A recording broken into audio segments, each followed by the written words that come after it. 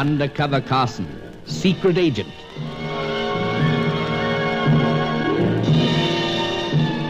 Operation Deathray, an assignment in Rio.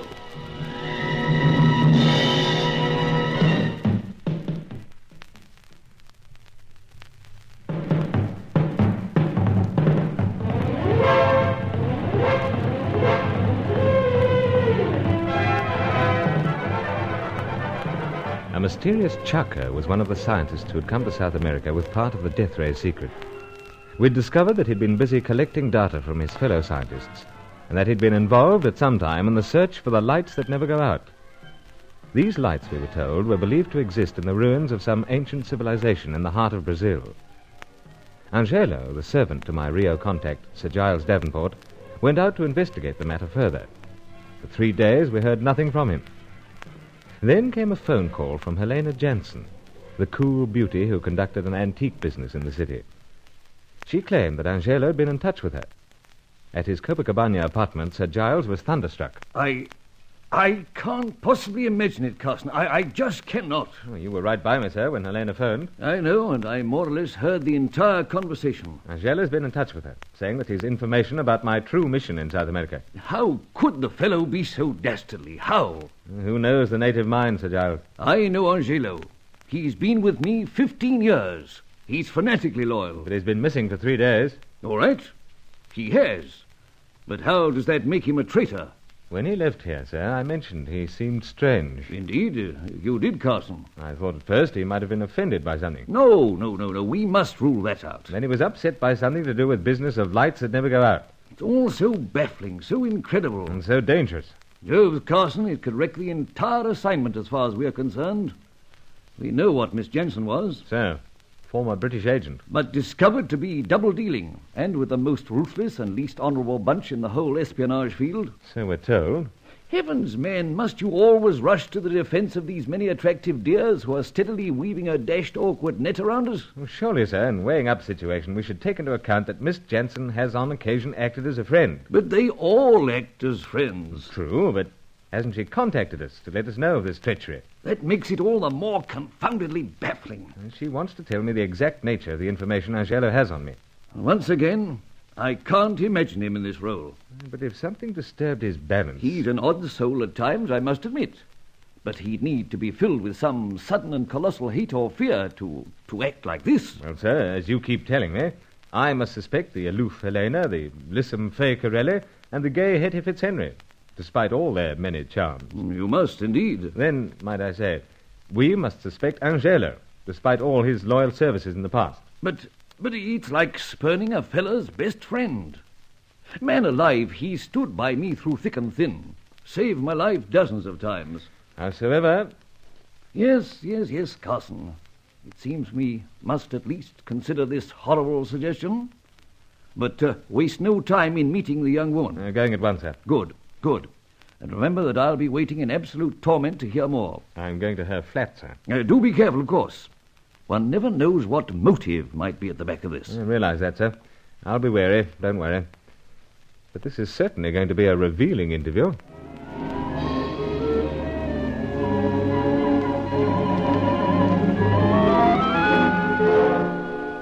I had the address, and a taxi took me to a fashionable building high up, overlooking the lights of the bay.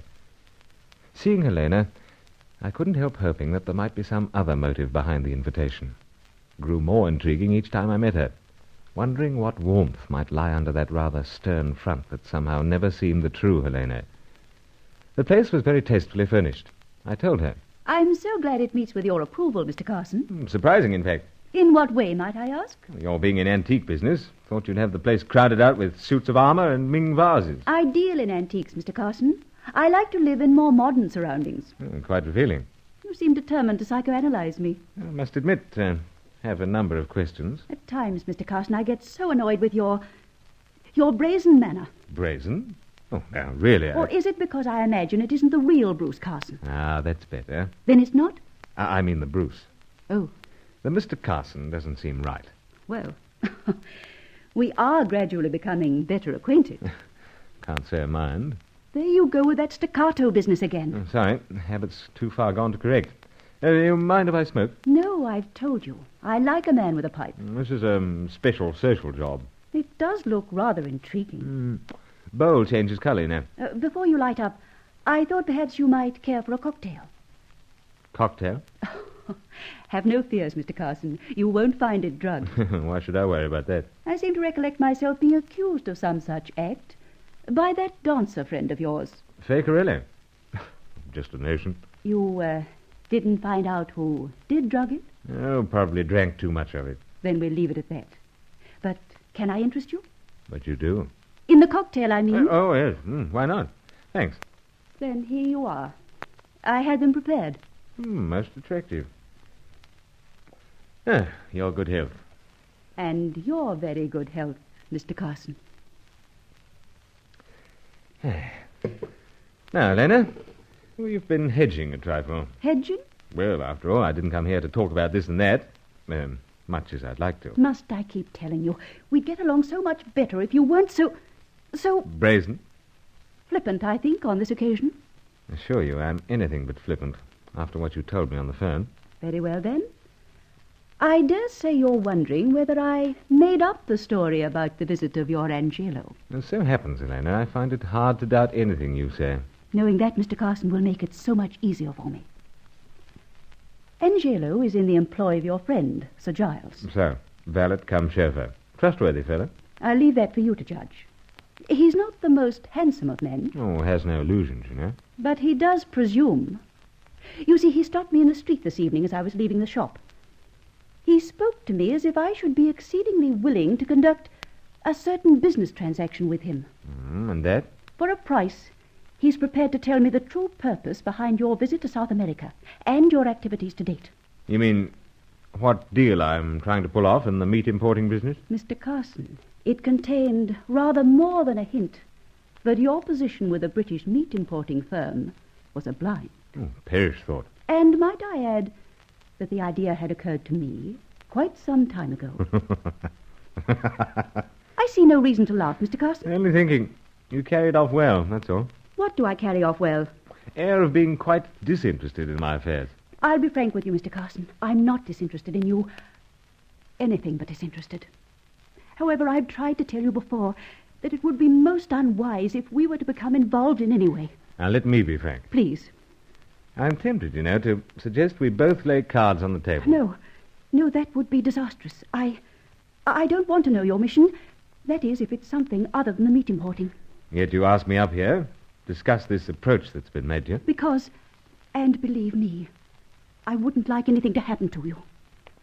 Are you working against us for the same prize, Elena? No, I'm not working against you. Won't you understand? Trouble is, so much fellow can't understand. I'm trying to warn you that someone you trust is betraying you, at a price. But why precisely did you ask me up here? So that I could prove that particular point. That it was Angelo? Yes.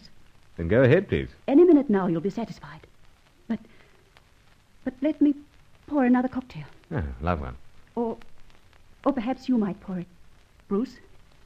Yes. You're trembling. Please.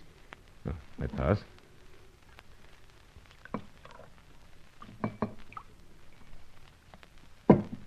Oh, smart cocktail shaker, that. I'm glad you like it. Well, cheers again. Cheers, Bruce. You know, you're a puzzle. Or a fool. I don't know which. Why a fool? Because... No, never mind. Oh, that'll be him now. Who? Listen carefully. See if you don't recognize the voice. Hello? Senorita Jensen. Speaking? Angelo. Yes. Hello. You there? Of course I'm here. You're willing to purchase my information? No. There will be no further offer. I understand that. Very well, Senorita. Boas noites. And a very good night to you.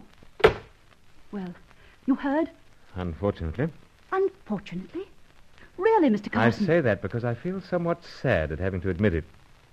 That was Angelo's voice, without question.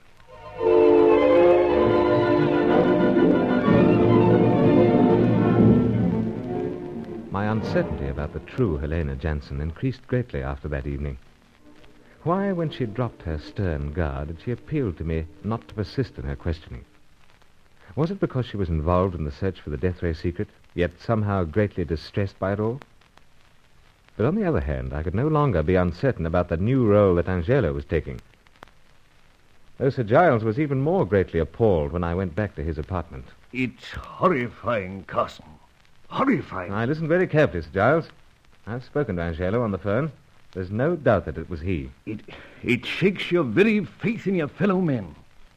After all that we've been through together, this comes as a ghastly shock to me. And it means, sir, that our mission is in grave danger of being wrecked. Why should he do this? Perhaps the opposition appeals to him as a more lucrative source of money. But he's never been the kind to desire worldly riches and such like. Well, something's happened to him, more or less overnight. Oh, by the way, in your absence, I did manage to contact one of his relatives. They haven't seen him in the past 3 days. Turned on them, too, it seems. Carson, I can't believe it. I've had such affection and admiration for the black-hearted rogue. I cannot imagine one reason why he should so suddenly turn out like this. I'm afraid I can, sir. Then what? By recalling circumstances under which you first met him. Wasn't he rifling the apartment you had at the time? Only in a fashion. Yeah, but he was rifling it. Man, he was destitute, starving. The fact remains you forgave him, engaged him as servant. Knowing full well I could trust him. Isn't it possible that you played into his hands? That for 15 years he's been watching you? No. No man could be so monstrous. Well, he's turned against us, Sir Giles. He's liable to ruin our chances in a hunt that means the survival or death of innocent thousands. And we must find him and silence him.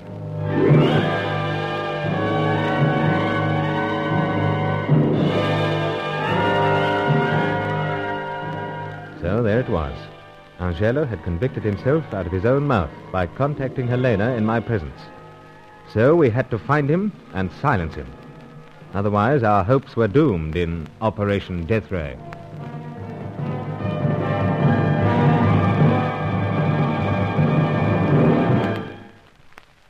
Join Lost in Brazil tomorrow for the next episode of Undercover Carson. Also visit our channel rumble.com/c/Lost in Brazil for more episodes like this, and visit rumble.com/c/GAR for more radio programs like this.